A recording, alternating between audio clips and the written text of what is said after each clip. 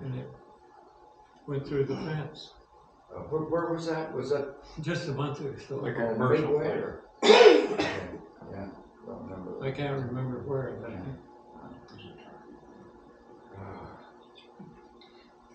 I'm sure people must have a million questions here.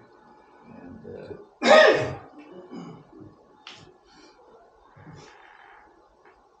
Did you know Harrison Storms from Randall? no, Okay. but He worked for North American or that.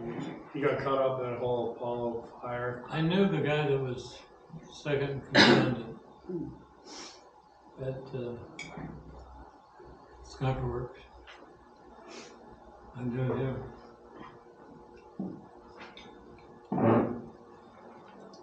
How often was weather a factor with the LLTV where you had to cancel the day because it was too windy or? Well, I can't remember. I was out of the system when they were doing the ladder training, but they lost the one in the first one, of course.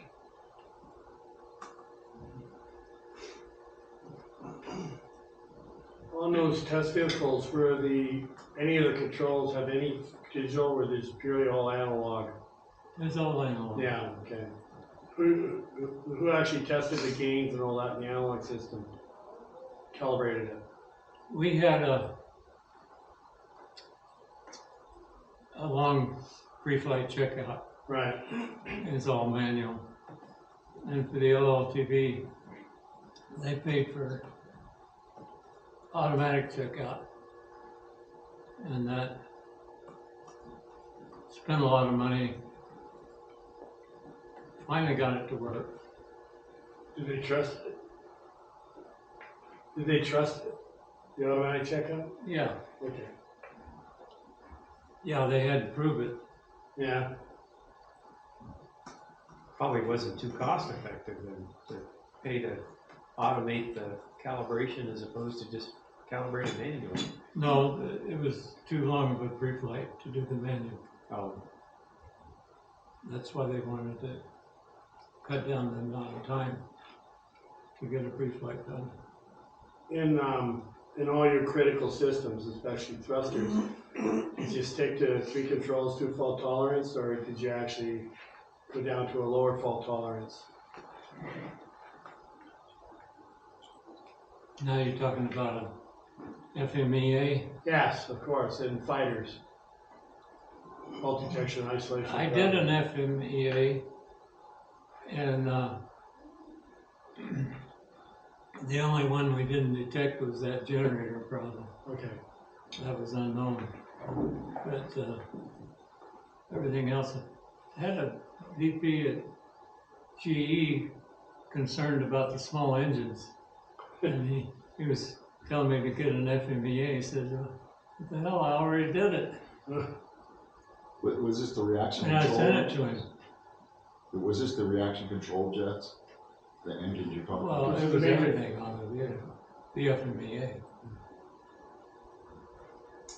Was there any simulation, or training beforehand, or like was the LLRV tethered, so it would only go up so high, or so you weren't in a... Oh, that's an interesting story. Because at the outset, I decided we're not taking any chances on the tether because of the flight safety. And so I and my crew designed 2 fixtures that would substitute for tether tests. And we were able, one of the fixtures didn't require jet engine. It was the first fixture that we just decided to put on and put it on a high thing that we could run the peroxide on the reaction control system on the jets. And so we could prove that, but then we built another fixture that required testing and pitch, and another crane that would pick it up and rotate it 90 degrees and touch it and roll. Oh, And then those two fixtures, we could run the jet engine. At the same time, we'd have reactor controls going. That's how we accomplished closed loop testing on everything. so it wasn't a tether so much as a We had no suspension. tether. You were kind of suspended. We did this nailed to the ground. Oh, wow. So I was proud of that. Because I knew we didn't want any Yeah. tether tests. Did the pilots have any egress mode when you started testing with those? What? Did the pilots have any egress mode when you tested that Oh, way? no, I was up there on the first one. No, you're safe, you're tied to the ground.